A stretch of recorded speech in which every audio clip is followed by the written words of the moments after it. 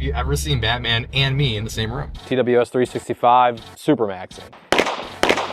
Spicy, caliente, hot. We are headed to a facility that does all of our anodizing. All right, spoiler alert. So it's a custom color that we dialed in with you guys.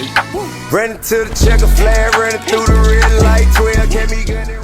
Where are we off to today? It's range day, film some content, test out a few things. I got that new 43X 15 round mag that I want to validate.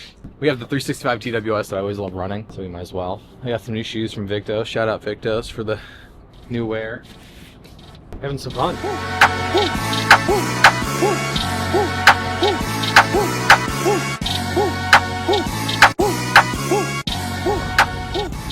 Home away from home. It's like just under an hour today, right? Nice to get away. I love living downtown, but it's nice to hear Mother Nature. See some horses, some coyotes. Yeah. I didn't even say I was gonna buy anything. Yeah, but I know you. You really do. I'm the marketing director for Tyrant Yeah, give CNC. me free shit. I was able to get us from 30 followers to 400,000 across multiple platforms in only 17 years. Please send us shoes. Care to comment? He's right, so what am I gonna say? Full disclosure, Victos, these shoes are dope. I paid for them in full. Yeah. Yo, Perry, you're the man. All right. So, this was the 43X mag. I mean, it still is 43X mag with our +4 extension. But now, with the new 15 rounder coming, I think we owe it to everyone ourselves to take all three of these out. The 365, 43X with the 15R, and the Hellcat Pro Comp, which is a super sleeper, and put them head to head and really see which one's best to carry now. You know, the 10 rounder was a hard sell unless you're running a Tyrant +4. But now with this 15 rounder, flush fit, I mean, take a look at these. I mean, yeah, that's, shout out to the Hellcat extension. It really doesn't add much more. So hang on, remind myself. Yeah, I mean, we're 15 +3 on this one. It's +3, right? Yeah, on the 15. Woo! I don't know. 18, 15, and then the honky one, 17 +3 on the 365. Which one wins that? All right, so 365 with the extension is by far the longest grip. But let's load up, send some downrange, and see what happens. Yeah, load up, you get locked up. Yeah. Content day. Content day. No mag loader, huh? Yeah, let's film. No, we're doing this like men. Old school. Like men. Like our great-great-great-grandfathers did. I think they were loading muskets. Yeah, Yeah, that's true. that is true. That one clip is broke. It did it again.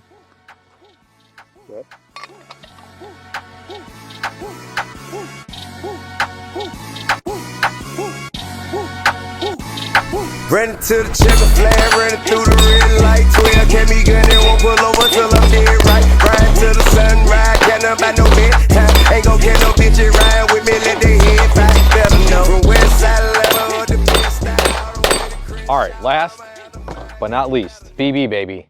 Burt Bronze FDE P365 TWS prototype. It's coming soon. I'm gonna pop off some of these, but take a look at this thing.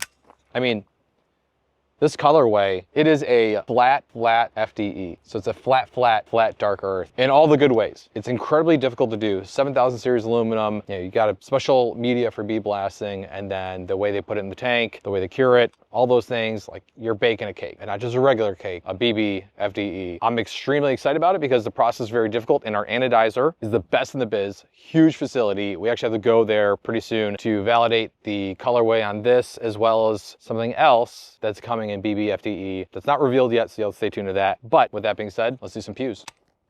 TWS 365 Super Maxing.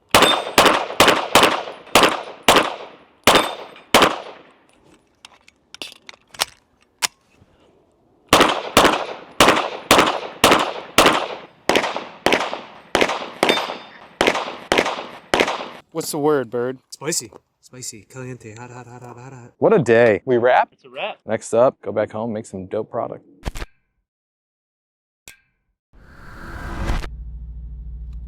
Just Free time. this is why it takes 25 minutes to go anywhere in the city.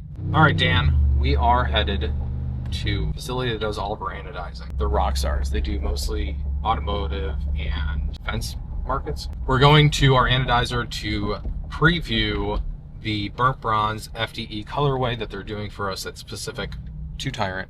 It's like legitimately a small portion of their production line that they're giving to us for this colorway. Hopefully it sells well so that we can continue to do it. We're going to review the TWS 365 burnt bronze, and also we have another product there that we're getting finished in burnt bronze FDE. We haven't revealed it yet. Get there.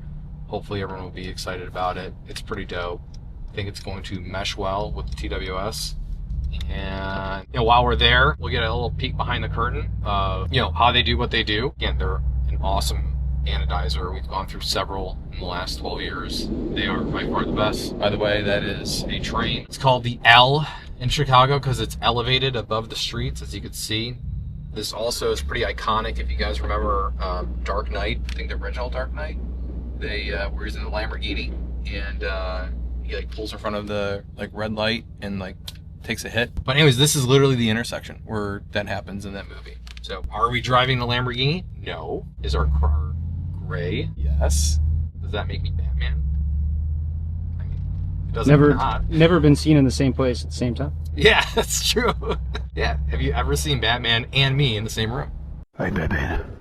I live in the shadows. I'm actually gonna take you on a little segue. So our last warehouse used to be like right around here. Our last warehouse was just around the corner here. Like a year and a half ago we moved. And it was cool, man. It served its purpose. Like as you can see, this is in the heart of the city. When I make this turn, you'll see like the skyscraper. Yeah, check out that skyline. But it was super cool to have everyone come here, come to our old headquarters, and we're in the city proper, get more in the city. So like, some guys in the warehouse, you'll hear them mention City Tactical. You'll hear me mention City Tactical. Like it's kind of just like an internal used phrase, but it does mean something to us. And like everything we do is downtown Chicago. Our, fulfillment warehouse is at downtown Chicago. Our post-manufacturing vendors that do like the bead blasting and the anodizing and the plating, they're all here in Chicago. Half of the staff live downtown, including myself. So it's like we have first-hand knowledge, experience of what it's like to live in like a super dense city environment, and like the trials, tribulations, and like the security concerns that come along with it. This is the old warehouse. We did not have those weird lawn chairs. There was a little bit of a security concern because whenever it rained, the sensors on these doors would like go nuts, and then the gates would just start randomly opening. But it was awesome. It served its purpose. We were there for several years, and we moved on to bigger and better, which is awesome, but I don't know, that place has a soft spot in my heart. And then coming up actually is our plater that does our plating, not to be confused with anodizing. Anodizing is like it's a method in which you'll see, but aluminum is actually impregnated with like the color pigment versus plating, and it goes on top of the metal, I guess is what I'm saying. Some of our parts, I think the trigger blades are actually 14 karat gold plated, and we like the jewelry like finish that comes with it, but that shit ain't cheap. All right, I'll let you in. Bye. Good to see you. How big is this? I'm in the shipping and receiving office now.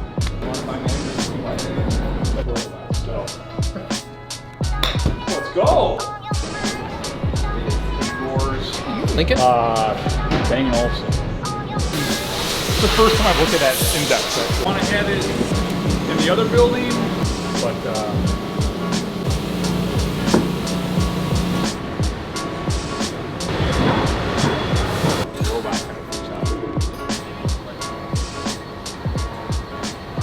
we're still like in.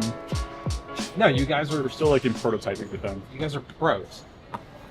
All right, spoiler alert: 365 Mag X coming in burnt bronze FDE. No, this is sick. These are 6000 series. These are 7075, right? Yeah. So that's kind of why you see like this one be a little darker. This one's more on the yellow side. Sure, because it's very important that people understand why it's so hard to match anodizing colors from one piece to the next and from one production run to the next. With different alloys, you have 7075 and you guys have these in 6061, the makeup of the alloy is different. So with 7075, you have a higher copper content, which makes the part shift more yellow as you anodize it. So then when you go to dye it, the dye lends itself to more of a yellow finish, whereas 6000 series can be more of a redder or a grayish tone. So that's why you see when you have different components together that are different alloys, that's when it doesn't have. But we try to do things on our end to mitigate that, monitoring the dye, maybe adjusting the pH a little bit. If we're running 7000 series, we may adjust the pH to be a little bit higher to kind of offset that, to make the part shift more to the 6000 series. There's things that we can do on our end, but it just takes a little bit of dialing in. And we've been working on this for how long? 4 or 5 months trying to dial that in. Yeah. So it's a custom color that we dialed in with you guys, about 3 different dyes in one. It took us a while to dial in with your guys' feedback. You know, we had to make it, one day it was more, we wanted to make it a little more red, the next day we wanted to make it more yellow, and then we kind of dialed into this color, so. And then we added the matte component. Yes. So it's not shiny at all. Yes, which is kind of newer for you guys, right? You Yeah. used to do that bright finish. This is more like Dark Knight, Batman. Yes. But there you go. That's why 7000 series or 6000 series and part to part, why like really difficult to match. And like this is one of the things why it's so important to have a vendor. And it's tricky. Like they have to have the capability. So look at this place. They clearly have the capability, but they also have to have like the desire to like consistently go to bat for you, trying to dye different components and but yield the same colorway, the same result. I mean, it's like trying to dye a yellow shirt and a gray shirt with blue number 5. Expecting to get the same result. You're not going to get that, but they'll go and do through all the different iterations to get it right. That doesn't include the pre-treatment or the anodize, is where you also see some differences between the alloys that you really have to dial in and be sure that you're doing it the right way. So that's all things that we've worked on over the years, and we've really dialed it in to be a lot better over the last couple months. So. This is what I mean. It's one thing to design, engineer, and even produce like really good product and components, but if you don't have really good support in post-production vendors like these guys, the product is shit. So having a vendor that has the desire, the aptitude, the capability, and then also like we don't have to ship out our product across state lines to like, you know, one finishing vendor in like Timbuktu. We literally can get in the car, drive 15 minutes within downtown Chicago city limits and review the stuff, approve it, request an adjustment. This cuts down on so much time and effort and money that then is received by the end user, by the customer. They don't have to wait 3 years for like a specific colorway. They don't have to spend like $30 more than, you know, the next competitor on a product because of all the back and forth of, you know, dialing this in that's amateurized into the product. It's like, we keep it simple and we execute. There's tolerances that are tight? Yeah. What are they? That's super critical for us to know. We're plus or minus 15 thousandths of an inch. Okay, So we're plus 750, minus 750, specifically right here. So there's a metal injection molded recoil lug that slides in here, but it has to be press set. Okay. So if this slot is opened up too much, then that lug is going to be able to move up and down. Once the FCU is made in here, it'll start lifting up and down. Got it. And we actually discovered that in the R&D and in the opposition research. So a lot of our competitors, they will have either a loose fitting recoil lug or it will be like secured, Right. but it's only secured through like a couple of screws. And those screws with the heat and the vibration will start to back out. And then the recoil lug will start lifting this way and it'll actually start rolling this way. So what ends up happening, like the more you shoot, the looser it's going to get. And then your groupings go from like, let's say your groupings are like a quarter, they start opening up. And like it has nothing to do with what the operator's putting in. It has everything to do with shit in, shit out design. Yeah, okay.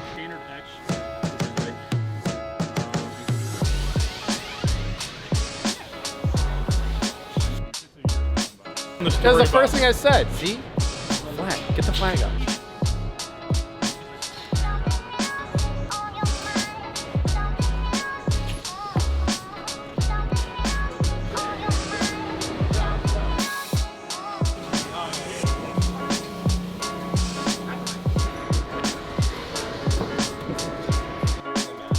I'm actually going there tomorrow.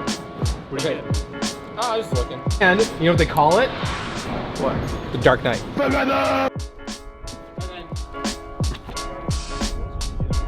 All right, thank you, sir. Oh, thank you. Yeah, please do. It'd be sweet.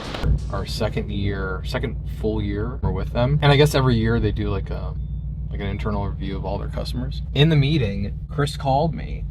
I mean, I didn't know they had this meeting, but he calls me and he's like, "Hey man, we're here with my father and everyone else with the company reviewing like our books for whatever year it was. And he's like, hey, my dad just wanted to talk to you. And I was like, oh, okay. And I was like, oh God, we're just like a strain on them because we're such a small nugget in what they do. And he's like, hey, Tom, he's like, we're just reviewing like the amount of, purchase order you guys have submitted with us, last year compared to this year. And he's like, man, he's like, congratulations. Like, you guys are clearly growing in business and that's amazing. And we succeed with your success and thank you for choosing us. And like said all the nicest things in the world. And we still are, but we were like such a small company.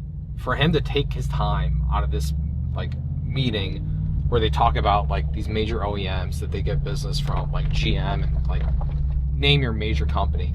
For him to like take time out of that meeting to like call me and to congratulate me on like giving them like, some small number, relatively speaking, it obviously stayed with me. It's almost 7 years ago now. We got it. Ooh, nice. We got it. Take a quick peek at it from this light. Yeah.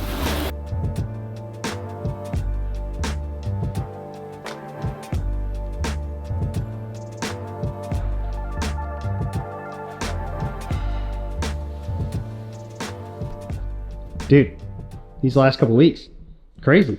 Yeah, it's been nuts. So what's next? I want to double check the burnt bronze stuff for the TWS 365 and the magazine extensions for the SIG 365. And secretly I want to take it home because they're pretty dope.